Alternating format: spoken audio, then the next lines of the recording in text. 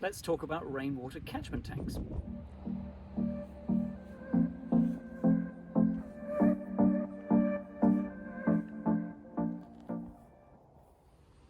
This is a 50-gallon rain barrel that I'm using temporarily to water this garden. I'll have to refill this barrel several times because it's not big enough, but it is temporary until I can figure out how to get a line from my big tank, 1500-gallon, all the way up here. It should be on a pedestal. Take a look down here. The only way to get water from it is with this little wide mouth bucket that I have. So if it were higher up, then you could use this bucket. When you connect a hose to this, there isn't enough pressure in here for any significant amount of water to come out.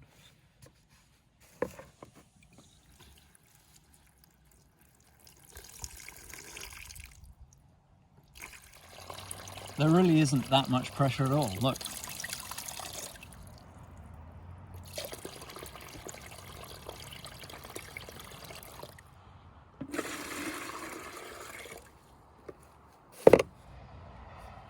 I had this galvanized 3/4 inch pipe lying around, but I bought this bulkhead, and it really, I think, is the only way to go through the wall of a barrel or a tank and not have it leak.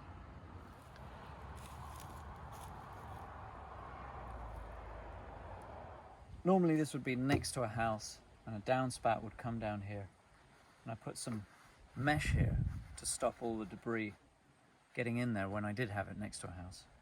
And then right here is the overflow for the barrel. When it gets full, then it will come out of here and you can take the water away from the house.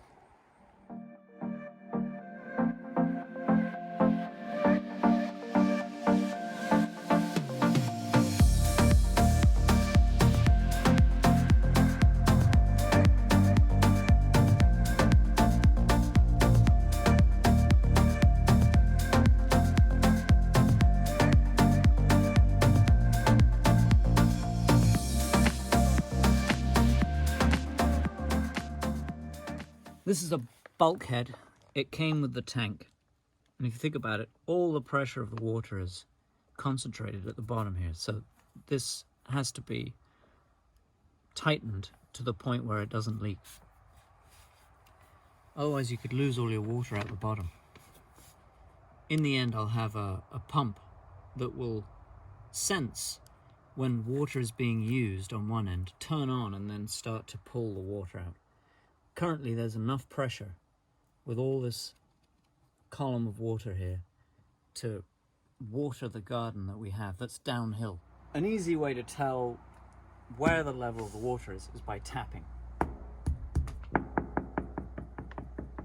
It's probably around here. Or use an infrared camera, which is expensive. Or you could put a clear tube all the way from the bottom on a T down there, and then the water would rise inside the tube at the same time.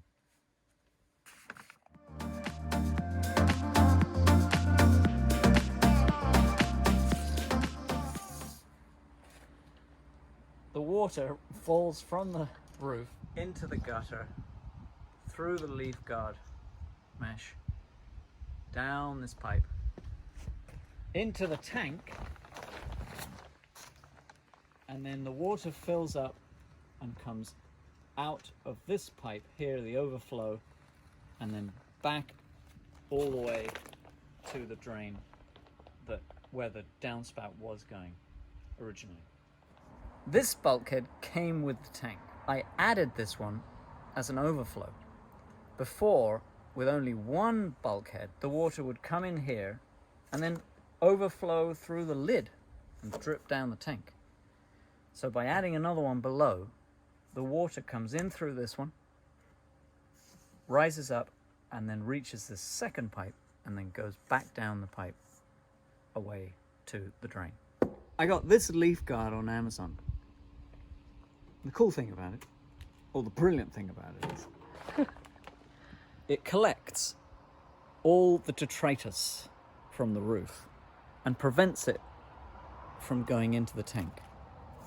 And all you have to do is remove the screen, scrape off all the debris, like that, clean, perfect. Probably smack it on the ground or something, wash it off, and then you can put it back, like so.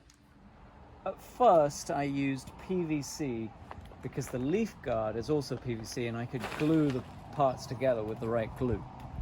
This glue chemically melts the pipe together. So when you try to glue PVC and ABS, even though there is a glue for it, it doesn't really work. Most plumbers say it will leak eventually. So at first I used PVC as well, but the local big box store, the orange one, only carries ABS. They have some PVC, but most of the fittings are ABS. So I switched to ABS and bought a glue that did a good job of gluing PVC and ABS together.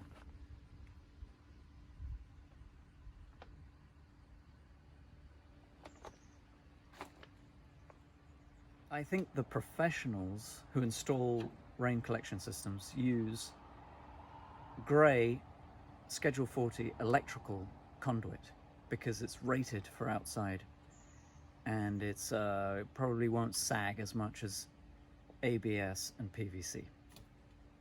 This tank is 1,500 gallons, and that means that when you think about your average 50-gallon rain barrel, 30 of those fit in here.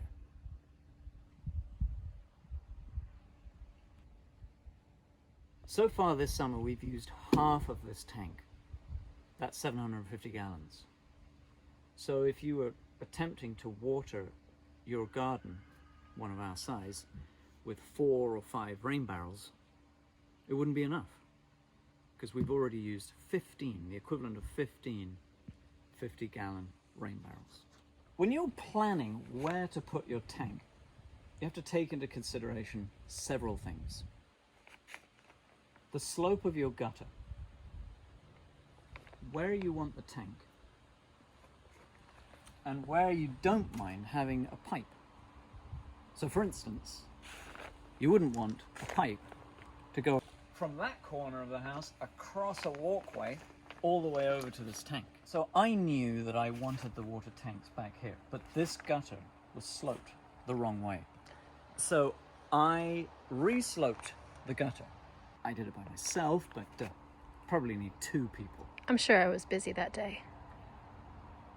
I re-sloped the gutter, and then I realized that I could use this wall that divides these 2 spaces at different heights to support the pipe, but also I'll put a small wall here and a trellis and hide it with a plant. And then the last thing you have to figure out is what to do with the overflow of this tank that normally would be redirected away from the house. I got lucky. On either side of this building there's a drain that connects and goes all the way down to the street. So I just had to run my overflow to the drain.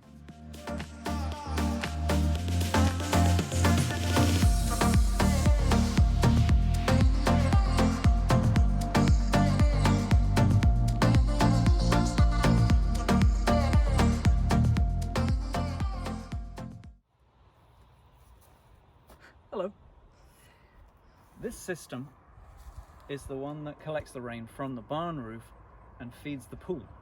The thing to bear in mind is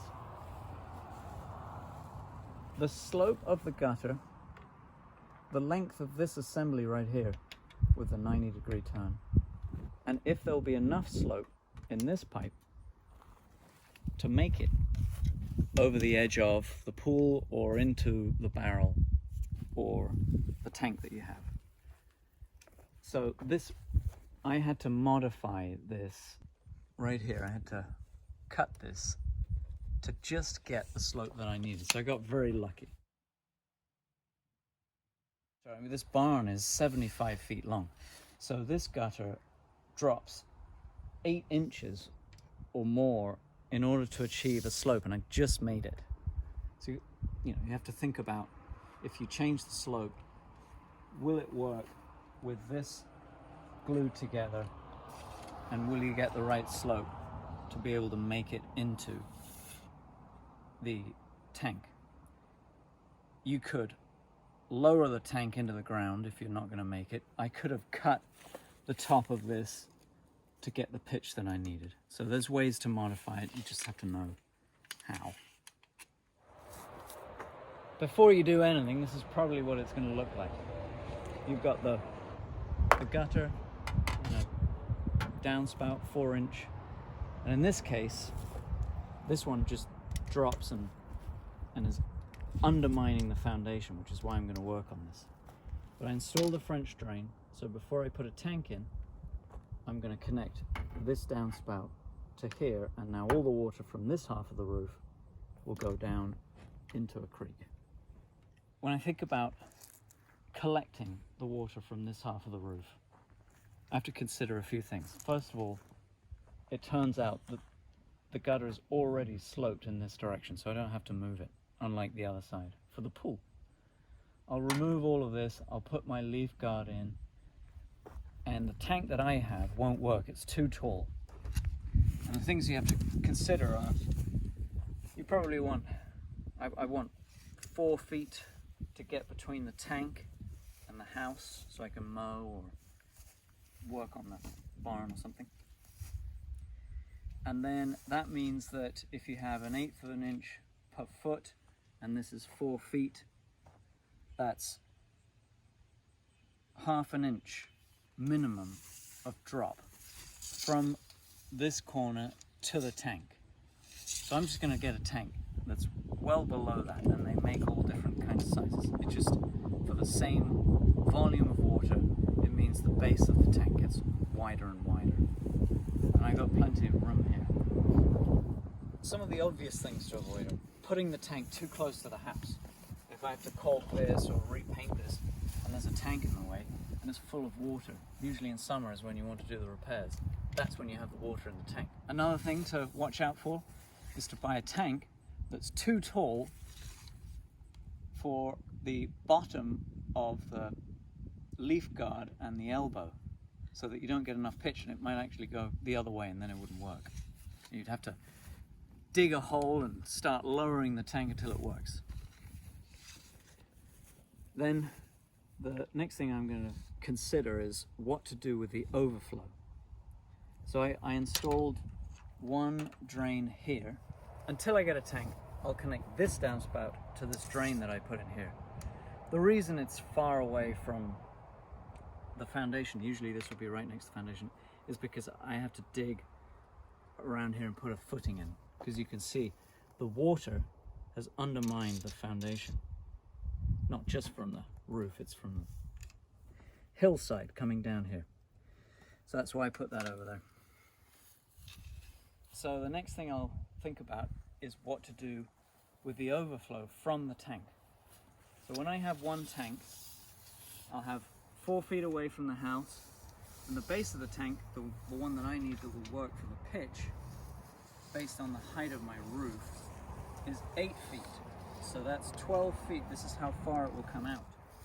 So if I have the water, I'll probably have the water coming into the tank this way and the outlet at the bottom, which means that I can run the overflow, which is the pipe just below it, back over to here.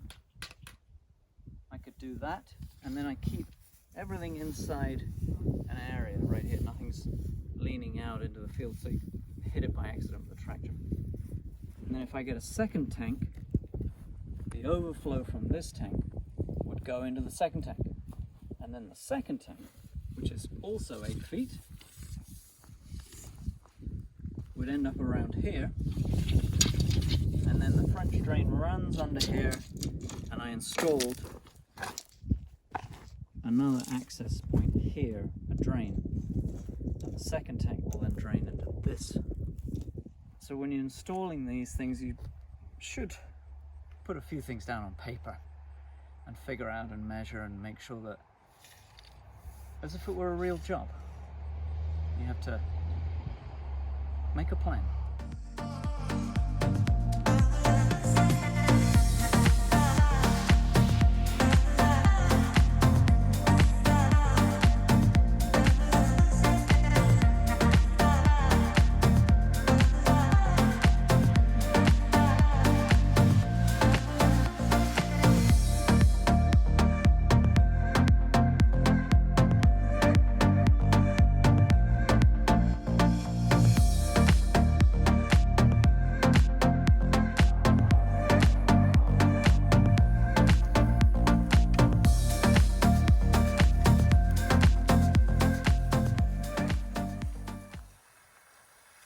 Hello.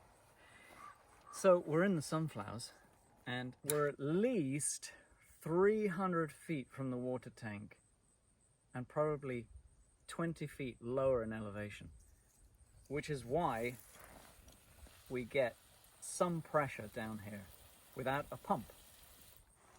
If I wanted to use a drip line instead of watering everything by hand, I'd have to attach, and I will attach, a pump to the tank. There isn't enough pressure to run the drip line for the entire garden. I'm going to install a pump that can detect the drop in pressure when I turn on the hose. It will turn on and then start pumping the water so that I don't have to turn the pump on, come down here, water everything and then turn the pump off.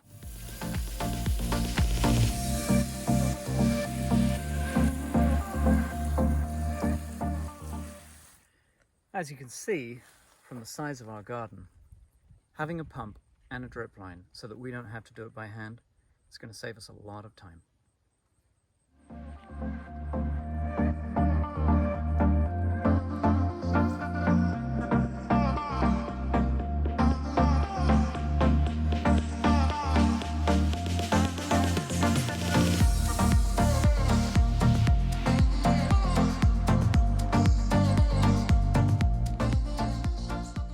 One last thing to consider is the color of your tank. If you get an ABC tank, I think those are clear, and you store water in there, things would grow in there pretty quickly, just like in this pool. I put chlorine in here and I have a filter to keep it clean, and I vacuum this pool. But my water storage tank is black and enclosed. I don't think anything is growing in there. You may have noticed that we have black plastic everywhere. I'm trying to kill the grass and the weeds without having to dig it up. As you can see behind me, I'm working on these concrete pads, and it was much easier to kill the grass over the course of a month, and then it would come out really easily when I ripped it out. So it seems that these two things are related, that the black plastic on the tank and the one that I'm using to kill the grass is the most effective at keeping out the light and preventing any algae from growing inside your tank.